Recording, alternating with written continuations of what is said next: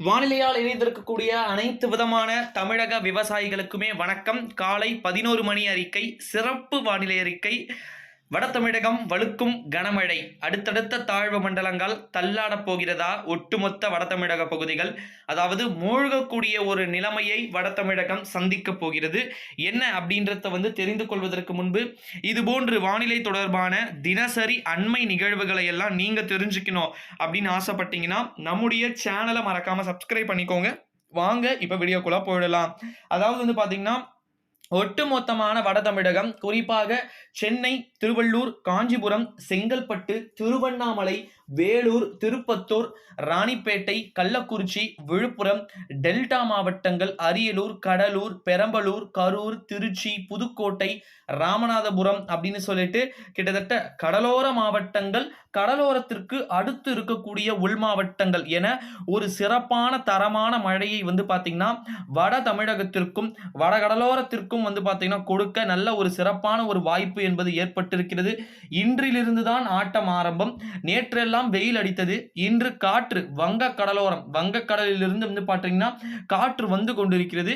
இந்த காற்று இரவு, மாலை, மதியத்திற்கு பிறகு மழையாக மாறும். அப்படி மழையாக மாறும் பொழுது நாளை நிச்சயமாக டெல்டா மாவட்டங்கள், வடக்கு கடலோரம், அதாவது இந்த முதல் சுற்று மழையை பொறுத்த வரைக்கும், முதல் சுற்று மட்டும் இல்லாமல் அடுத்தடுத்து வரக்கூடிய ஒரு இந்த நவம்பர் 10, 15 வரை அடுத்தடுத்த நிகழ்வுகளால் ஒரு சிறப்பான மழையை பொழிவிக்கக்கூடிய மாவட்டங்களாக வட கடலோரமும், வட உள் மாவட்டமும், வடக்கு கடலோர பகுதியின் கடலோர பகுதிகள் அதீத மழை 20-25 சென்டிமீட்டர் மழையை கூட பாத்தீங்கன்னா பெறக்கூடிய அளவிற்கு மழை பொழிவுடைய தாக்கங்களும் மழை பொழிவுடைய தீவிரத்தன்மையும் இருக்கும் போல் தெரிகிறது.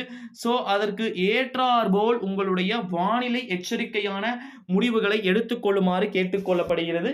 அப்ப அவ்வளவுதானா, இந்த முறையும் தென்மேற்கு பருவமழை கோவிந்தா தானா அப்படின்னு நிறைய பேர் கேட்டீங்க. இதெல்லாம் ஒரு வடகிழக்கு பருவமழையா அப்படின்னு சொல்லிட்டு நிறைய பேர் வெந்த புண்ணில் வேல் பாய்ச்சுகிறார்கள்.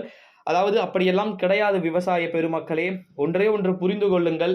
நவம்பரில் போன முறை, அதாவது தூத்துக்குடியாக இருக்கட்டும், அது கன்னியாகுமரி, விருதுநகர், சிவகங்கை போன்ற உள் பகுதிகளுக்கு கடந்த ஆண்டு நவம்பர் 20க்கு பிறகுதான் தீவிர மழை தொடங்கிய நாளில் தென் தமிழகம் ஒட்டு மொத்தமாக பாத்தீங்கன்னா தெளிந்த நீரோடை போல் அப்படியே மழை நீர் தேங்கி நின்றது. தூத்துக்குடியெல்லாம் கிட்டத்தட்ட கடந்த ஆண்டு 35 சென்டிமீட்டர் மழை வரை கொட்டியது. ஞாபகம் வைத்துக் கொள்ளுங்கள்.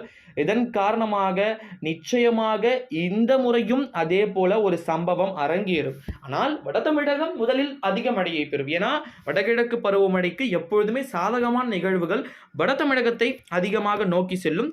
தீவிர நிகழ்வுகள் தென் தமிழகத்தை நோக்கி வராது எப்பொழுதுமே.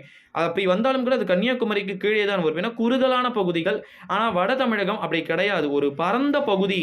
அப்படின்றதுனால தான் அங்கே அடிக்கடி மழை பொழிவுடைய நிகழ்வுகளும் நமக்கு சாதகமான ஒரு சூழ்நிலையை ஏற்படுத்துகிறது. ஸோ இதற்காக மழை இல்லையே அப்படின்னு நினைக்காதீங்க. சம்பவத்தை ஆன்கோயிங்கில் நீங்கள் பார்க்க தான் போறீங்க. நன்றி மக்களே. அடுத்த அறிக்கையில் சரியாக பிற்பகல் 3 மணி அறிக்கையில் சந்திப்போம். அதுவரை விடைபெறுவது